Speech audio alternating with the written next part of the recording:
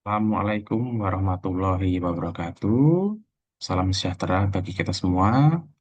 Perkenalkan, nama saya Bertung Surya Dharma, SST MKOM, salah satu dosen di program studi Teknologi Industri Pertanian, Fakultas Teknologi Pertanian, Universitas Jember.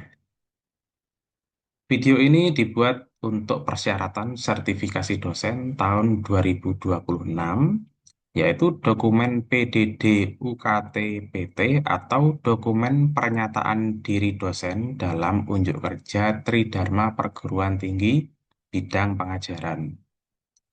Perkenankan saya untuk menjelaskan terkait mata kuliah yang saya ampu dengan metode DIA, Delivery, Interaction, and Assessment.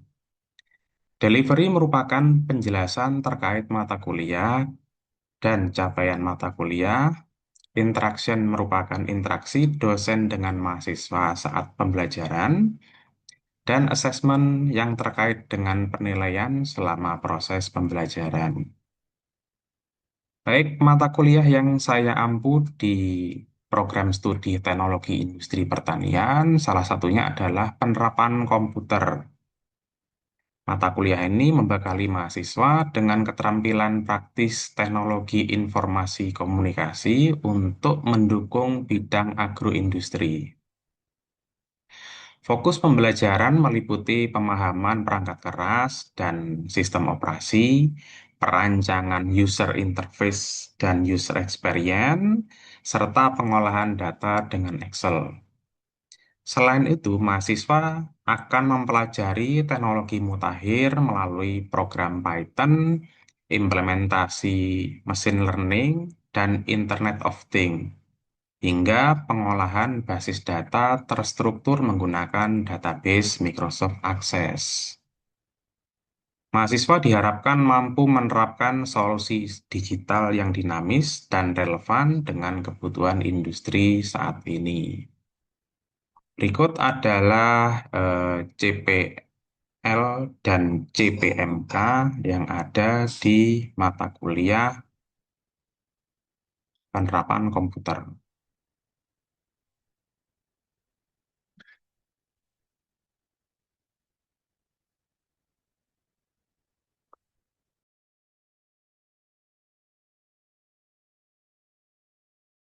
Assalamualaikum warahmatullahi wabarakatuh. Waalaikumsalam Waalaikumsalam warahmatullahi warahmatullahi wabarakatuh. wabarakatuh. Selamat pagi. Gimana kabarnya hari ini? Baik, Baik, sehat? Pak. Ini Pak, Oke. Alhamdulillah. Baik, pada pertemuan kali ini, mata kuliah penerapan komputer dengan saya ya. Oke, nanti kita akan mempelajari beberapa materi, kurang lebih ada dua dalam 4 pertemuan ya, dua topik dalam 4 pertemuan, antara lain machine learning dan IoT. Untuk materi sebelumnya dengan Pak Alif, belajar apa ya? Yang terakhir? Belajar pengolahan data menggunakan Excel, Pak. Oke, baik. Nanti kita akan membahas materi tentang machine learning ya. Mungkin sambil saya share screen.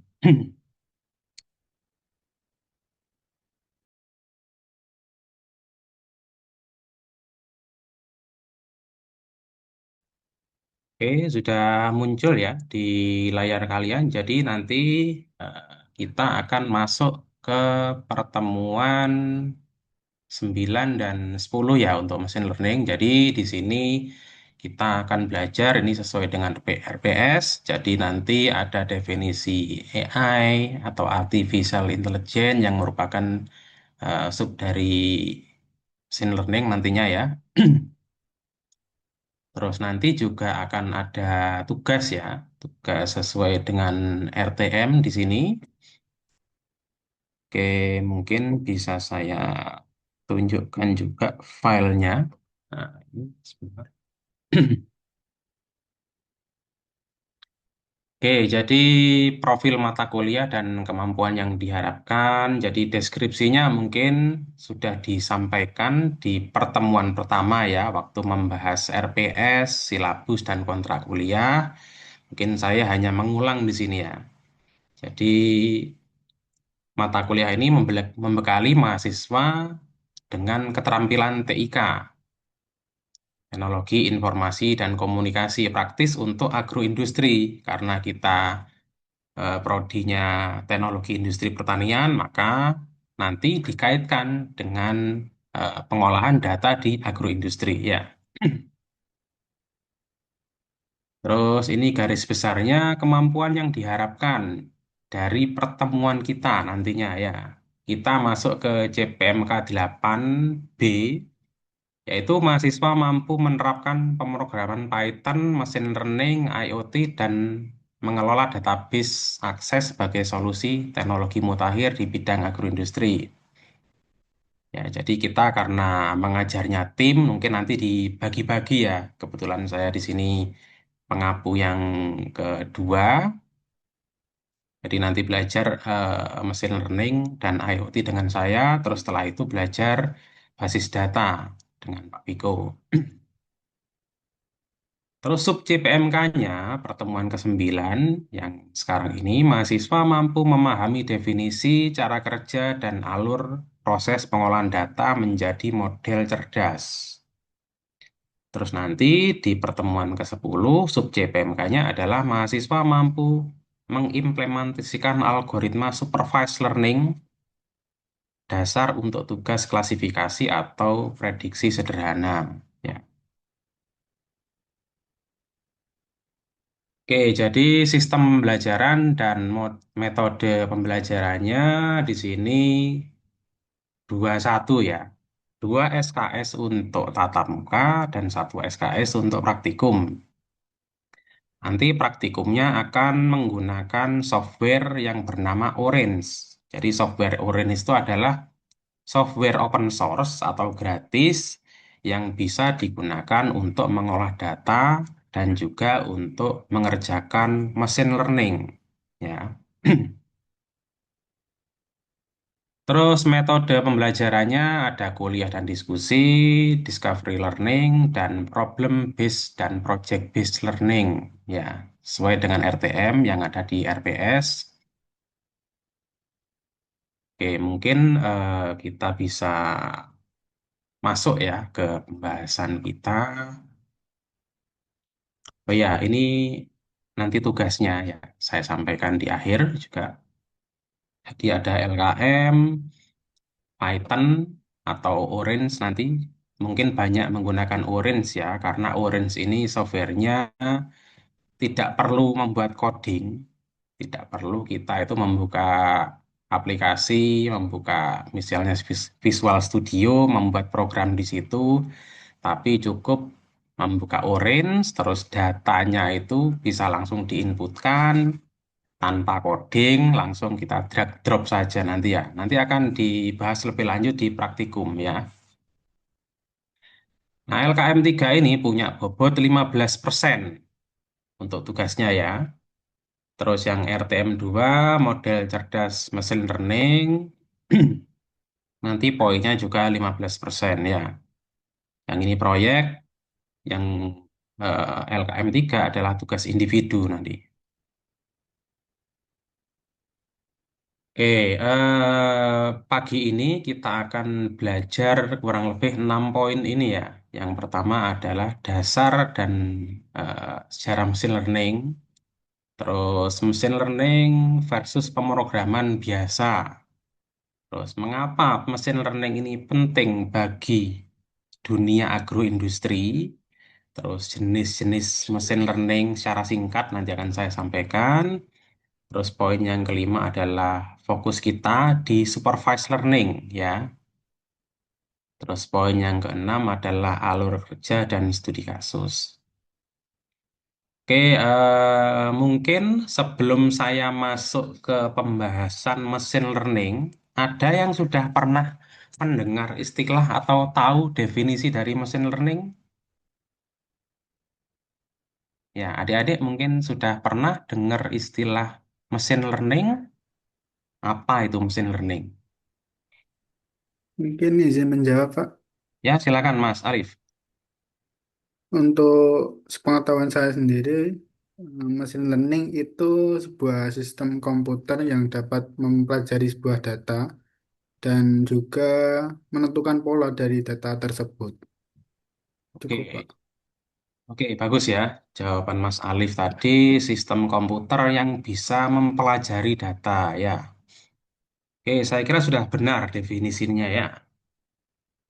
Kalau dari definisi yang saya ambil dari literatur, ya, machine learning adalah cara membuat komputer bisa belajar dari data dan contoh, ya.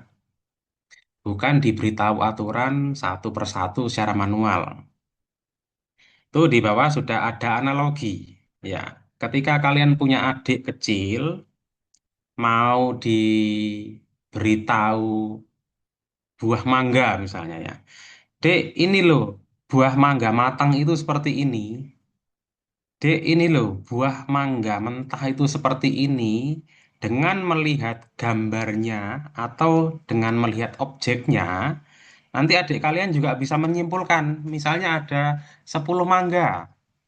Di situ ada 5 mangga mentah dan 5 mangga matang. Maka adik kalian mungkin akan mengamati, oh, kalau matang itu seperti ini. Kalau mentah seperti ini. Terus kalian tunjukkan mangga baru lagi. Mangga yang ke-11 misalnya ya. Terus di situ kalian tunjukkan lagi, Dek, kalau ini matang apa mentah? Tanya seperti itu. Oh, ini matang, Mas, gitu ya. Oh. Nah, dari itulah dia belajar. Dari mengamati objek itu dia bisa belajar, ya. Mungkin ini saya tunjukkan juga, ini contoh pengaplikasiannya ya. Nah, ini contoh dari aplikasi CCTV. Ya, CCTV di sini ada menu human detection, ada pet detection, ada motion detection. Nah, untuk human detection ini gimana? Kok CCTV ini bisa mengenali orang? Jadi kalau ada orang lewat, si kameranya langsung rekam. Ya, kan ada kamera yang seperti itu. Ini contoh dari dua ini ya, dua merek. Saya nggak sebut mereknya. Ini juga ada di merek yang lain. Ada human shape detection, ada vehicle detection, ada imaging detection. Nah, gimana CCTV itu kok bisa dia itu tahu, oh yang lewat ini orang. Orang ini saya rekam. Oh yang lewat itu kendaraan. Kendaraan saya rekam, gitu ya. Ini juga. Oh ini kebetulan ada pet detection juga. Ya, ini merek tertentu ada pet detection juga. Jadi kalau ada hewan lewat, dia bisa ngerekam. Ya, jadi ngerekamnya nggak full 24 jam, tapi setiap ada kejadian atau insiden apa gitu ya, atau perubahan apa, tergantung di sini settingannya bagaimana, dia akan merekam. Oh, hewan ini masuk halaman saya jam sekian. Kita bisa tahu karena ada rekamannya. Ya. Nah, ini hal-hal seperti ini dilatih dengan mesin learning juga. Ya, jadi ini dibutuhkan data-data berupa gambar yang nantinya akan dilatihkan ke dalam suatu aplikasi, ya, banyak aplikasinya, bisa TensorFlow, bisa Crush gitu ya. Data-data itu akan dicari polanya. Oh, kalau orang itu akan muncul seperti ini, ya, modelnya gitu ya. Oh, kalau apa itu? Kalau hewan, oh tampilnya seperti ini gitu ya. Jadi bisa tahu nanti. Bisa tahu dia bisa nangkep setiap kejadian. Jadi nggak ngerekam 24 jam. Kalau ada orang lewat saja dia rekam. Kalau ada hewan saja dia rekam. Nah, seperti itu kurang lebih ya.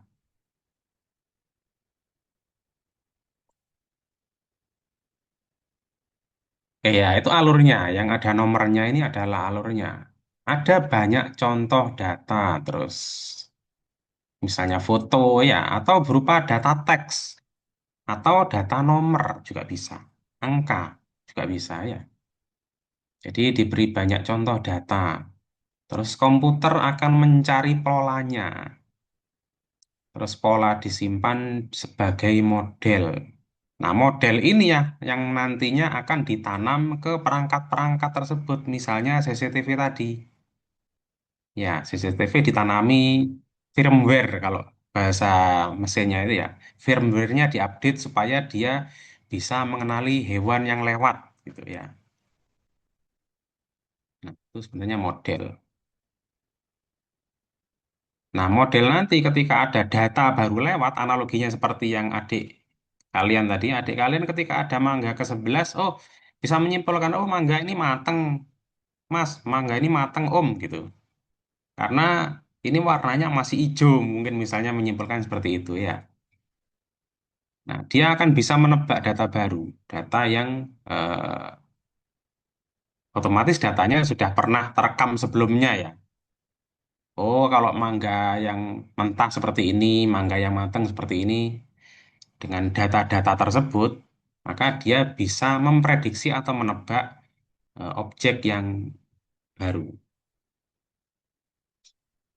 Terus bedanya apa mesin learning dengan pemrograman tradisional ya? Kalau pemrograman tradisional ya mungkin kita membuat logikanya sendiri, membuat if else-nya itu sendiri ya. Jadi, oke, kenapa kok di TIP ini belajar mesin learning? Ya, karena ini ada beberapa faktor ya. Misalnya perubahan iklim, curah hujan dan suhu makin sulit diprediksi dengan rumus baku. Ya, karena sekarang ini apalagi sudah global warming itu mungkin tanda-tandanya saja yang bisa dilihat. Ya, kalau membaca tanda-tanda itu mungkin lebih presisi menggunakan mesin learning. Tidak bisa menggunakan pemrograman yang konvensional. Terus serangan hama misalnya. Pola serangan berubah-ubah tiap musim dan wilayah. Ya, kalau dibuat mesin learning kan enak, sudah punya data setnya. Ya, data latihnya sudah banyak. Oh, kalau seperti ini, misalnya ada tanaman gitu ya, daunnya rusak karena serangan hama. Dengan bantuan mesin learning, dia bisa menyimpulkan, oh, tanaman ini rusak karena serangan hama A gitu. Ya, bisa seperti itu. Terus yang selanjutnya adalah permintaan pangan. Kebutuhan produksi terus naik sedangkan sumber dayanya terbatas. Ya. Oke, terus solusi yang ditawarkan dari mesin learning yaitu prediksi hasil panen yang lebih akurat sehingga bisa mengurangi limbah pasca panen. Ya. Terus deteksi penyakit tanaman lebih cepat. Kaitannya dengan produksi terselamatkan, ya tidak sampai rusak, bisa ditangani lebih dini ya. Terus optimalisasi penggunaan air dan pupuk. Jadi pertanian lebih berkelanjutan. Apalagi sekarang sudah dikenal dengan sebutan pertanian presisi ya. Artinya pertanian yang lebih akurat, bisa dalam menentukan dosis pupuknya lebih akurat ya. Terus pengairannya bisa lebih pas, tidak membuang buang air, tidak juga kekurangan, tapi pas dosisnya ya, sesuai dengan kebutuhan tanaman. Terus jenisnya kurang lebih ada tiga ya, ada supervised, ada unsupervised, ada reinforcement learning. Ya, yang supervised yang akan kita bahas hari ini adalah eh, itu ya, diberi data dan jawaban yang benar. Ya, jadi datanya itu ada data dan jawaban yang benar. Nah, mungkin nanti kita lebih dalami di praktikum ya. Praktikum nanti akan disiapkan berbagai macam data yang digunakan untuk melatih mesin learning yang supervised. Terus yang unsupervised learning diberi data tanpa jawaban. Jadi komputernya nanti mencari pola sendiri, ya. Terus yang reinforce itu belajar lewat coba-coba, ya. Ini komputernya yang akan memberikan hasilnya, ya.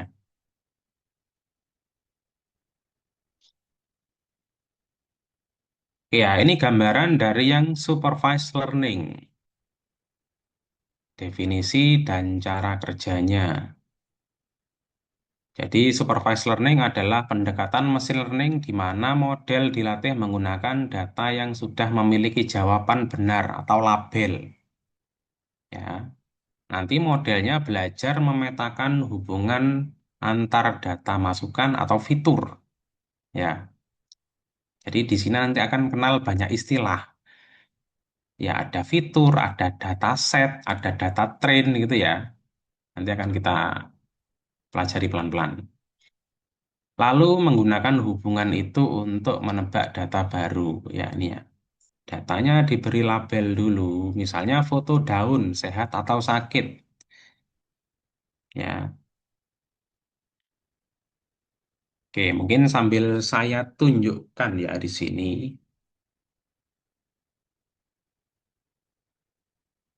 Oke, ini ya, ini contoh pemberian label ya. Ini contoh yang digunakan untuk penelitian saya dengan kakak tingkat kalian ya, untuk mendeteksi buah murbei. Ya, di situ kelihatan nggak ya? Nah, itu kan diberi label ya. Jadi kita mengambil sampel sebanyak mungkin ini ya. Yang hijau-hijau di layar itu kelihatan, itu saya labeli dengan buah murbei yang mentah. Ya. Terus di situ ada warna kuning, itu yang setengah matang ya. Ini masih banyak datanya.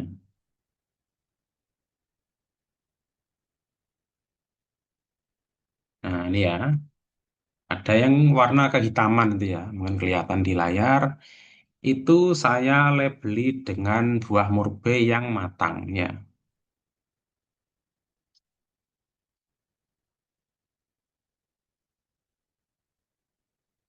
Ya, di sini saya mengambil sampel 300 data.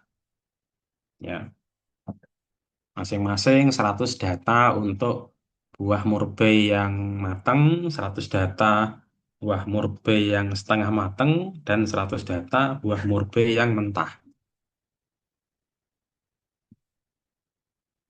Ya. Nah, setelah itu dilakukan, bentar.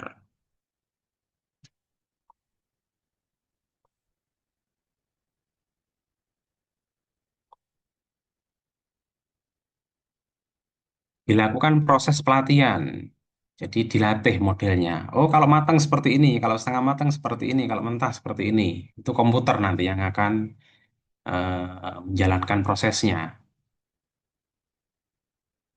Terus setelah dilatih, muncullah model, ya, model terlatih. Jadi dia di model itu sudah bisa membedakan nanti, yang nantinya akan diimplementasikan untuk memprediksi.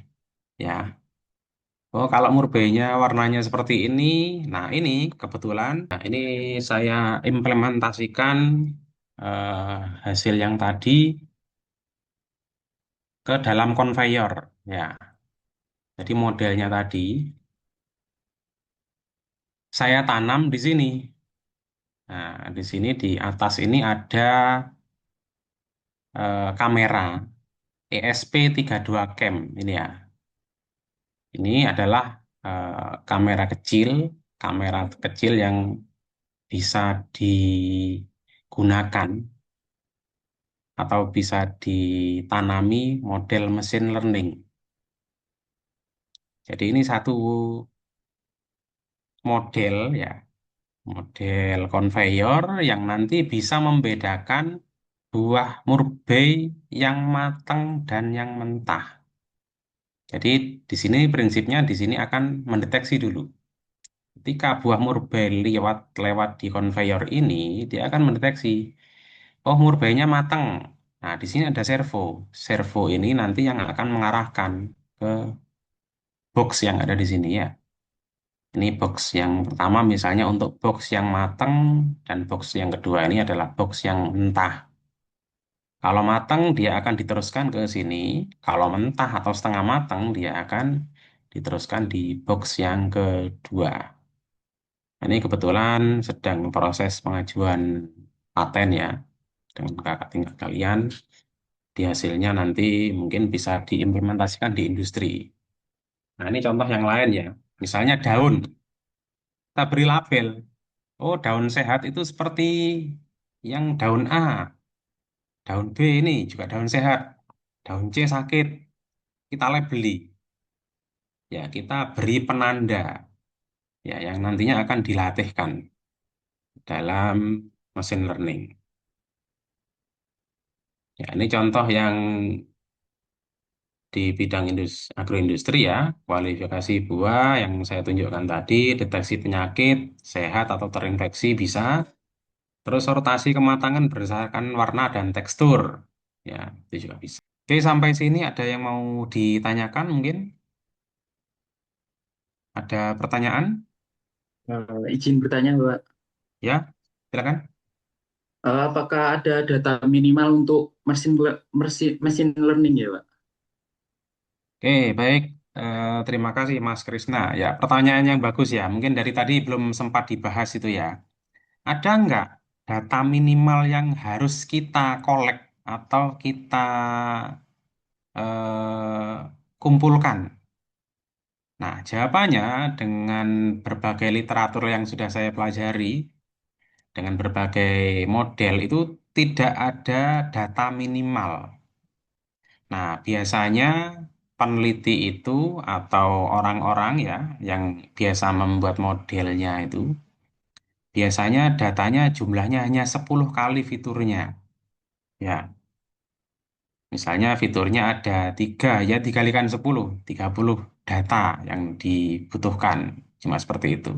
Dan semakin banyak data, itu kan harapannya modelnya bisa semakin terlatih.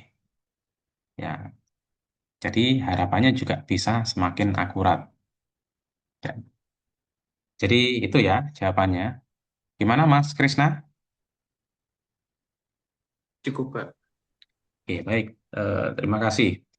Oke, ini untuk tugasnya ya dikumpulkan nanti di MMP ya.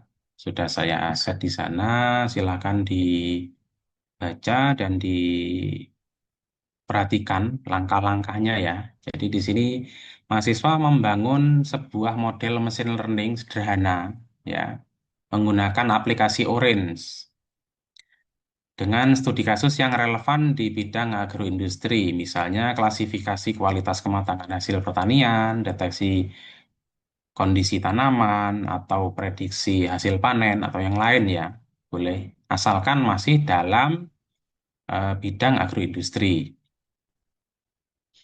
Oke, terus ini rubriknya ya. Jadi kriterianya antara lain di sini ada 4 kriteria, masing-masing punya bobot tersendiri. Ya, yang pertama adalah pemilihan dan pra-pemrosesan data itu bobotnya 20%. Terus kriteria yang kedua adalah implementasi algoritma atau workflow orange-nya. Itu poinnya cukup besar, ya, 30%. Terus evaluasi modelnya 25%. Terus yang keempat adalah interpretasi dan laporannya sebesar 25%. Oke, mungkin ada yang mau ditanyakan dari perkuliahan kita pagi ini? Cukup mungkin, Pak. Cukup ya. Saya akhiri perkuliahan kita pagi ini. Wassalamualaikum warahmatullahi wabarakatuh. Waalaikumsalam warahmatullahi Waalaikumsalam wabarakatuh. warahmatullahi wabarakatuh. Oke, Terima terima kasih. kasih.